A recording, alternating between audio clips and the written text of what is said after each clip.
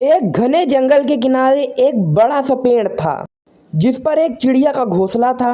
चिड़िया अपने घोंसले में बड़ी खुशी से रहती थी। वह हर सुबह अपने बच्चों के लिए दाना पानी लाने के लिए उड़ जाती और शाम को वापस आ जाती।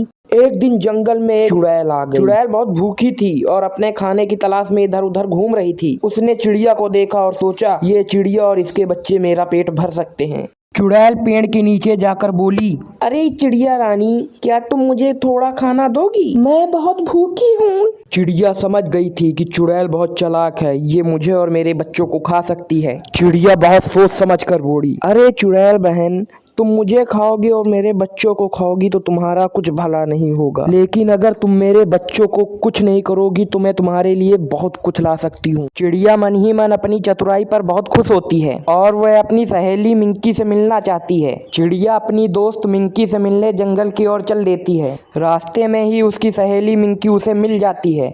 वह मिंकी के पास बैठ जाती है। वह मिंकी को अपने साथ हुई सारी कहानी बताती है कि चुड़ैल उसे और उसके बच्चों को खाना चाहती है।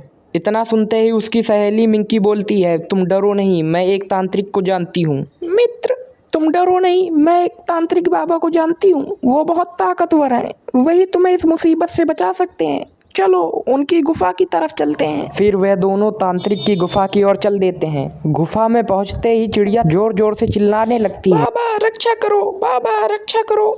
चिड़िया तांत्रिक को सारी बात बताती है। बाबा, मैं एक वृक्ष में अपने बच्चों के साथ रहती हूँ, पर एक दिन एक चुड़ैल की काली नजर मेरे वृक्ष पर पड़ जाती है। वह हम सबको मारना चाहती है। बाबा मुझे उससे बचा लो बाबा। चिड़िया ने सारी समस्या बाबा को बता दी। तांत्रिक बाबा यह सब बात सुनकर खड़े हो जाते हैं और बोलते हैं, मैं तुम्हारी मदद तभी करूँगा जब तुम मेरी 3 पहेलियों का सही जवाब दे पाओगे। क्या तुम में क्षमता है? अगर तुम दोनों ने मेरे 3 पहेलियों का सही जवाब दे दिया तो मैं उस चुड़ैल को मार दूंगा।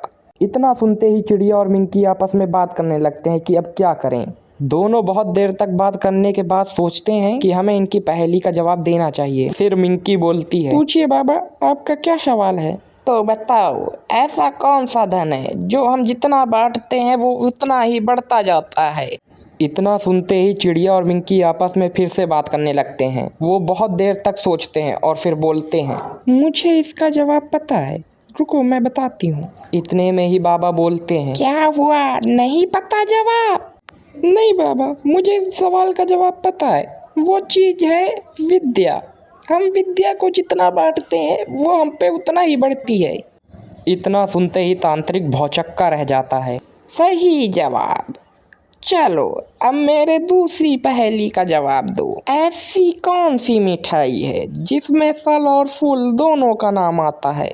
इतने में मिंकी बोल देती है, बाबा गुलाब जामुन। गुलाब जामुन में गुलाब फूल का नाम है और जामुन फल का। इतना सुनते ही बाबा बोलते हैं, शाबाश।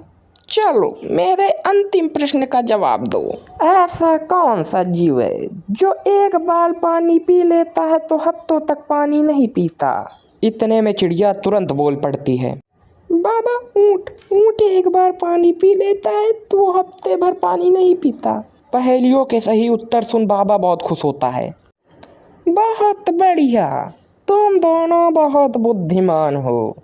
अब मैं उस चुड़ैल को नहीं छोड़ूंगा।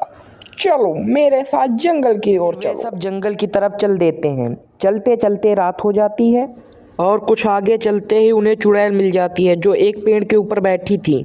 वह अचानक से हवा में उड़ने लगती है और तेज तेज से चिल्लाने लगती है, चिड़िया रानी, तुमने मुझे धोखा दिया है। अब मैं तुम्हें मार दूंगी और इस बुड्ढे को लेकर आई हो। तुम्हें लगता है ये तुम्हें मुझसे बचा लेगा? तांत्रिक, आज मैं तुझे मार ही दूंगी। इतना सुनते ही बाबा गुस्से में आगे बढ़ते हैं, चुड़ैल, तुमने बहुत मासूमों को तंग किया है। आज मैं तुम्हारा अंत करके इन मासूमों को तुमसे मुक्ति दिला दूंगा।